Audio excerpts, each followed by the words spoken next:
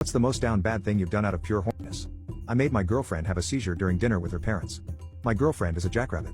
Not because she has big teeth or is very pale and has rather hairy legs, but because this woman can do the deed 5 times a day. It is great. I wake up to some neck. I go to sleep to some neck and even got some neck while dropping a dookie once. On top of that, when we are getting down and dirty, she has a collection of toys you can only find in Davy Jones's locker. It is outrageous. She will use ropes, whips, and every other object you could ever think of. This woman reaches the finish line more than an experienced runner, and when she does, her body loses control. I once thought she was having a seizure, but nope. Turns out I held her on the brink for too long and she erupted, splashing her fluid all over my face in the bed. However, there is always one problem. I work 10-hour days. So she is away from me for those 10 hours and struggles to contain herself from sending me explicit photos throughout the day. I am suffering from success. Last Saturday we had just finished going 4 rounds when she slumped down sulking, telling me that she was so sad when I was not home because nobody was there to make her cream and pass out on the floor until drooling. She's special. One day, she smiled at me excitedly and told me to check out what she had found.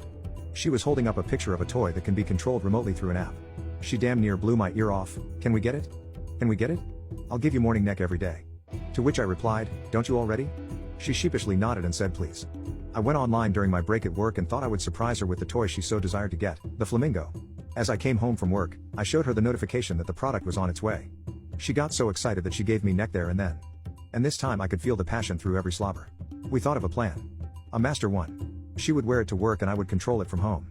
Little did she know I would hold her on the brink the whole day. I told her no matter what, she was not allowed to finish the job herself. She walks into work and calls me telling me I can start whenever. So I start with periodic couple second bursts every 10 minutes. An hour later I got a call from her. You're killing me. I know, I reply. You know the rules.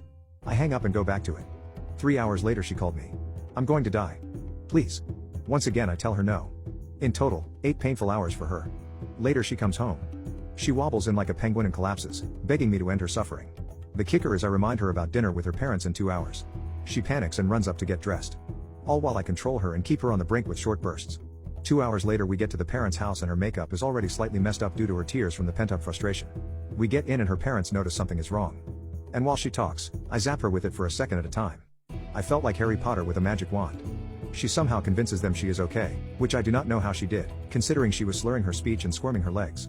We sit down to eat and during the conversation, the parents ask about our relationship, the job, the usual stuff. She looks at me every time with puppy eyes as I zap her for a second or two every few minutes. 90 minutes after we sit down to eat.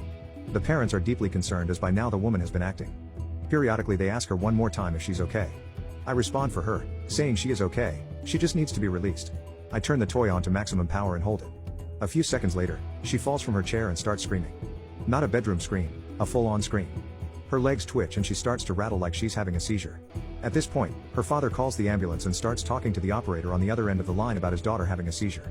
As he is talking, she erupts. Her fluids ended up draining her clothes, draining the table, spraying the father and the mother, and even getting it on some of the leftover turkey.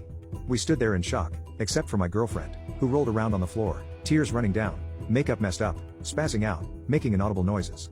I apologized to the parents and let them know this was indeed my fault before picking her up over my shoulder and carrying her out.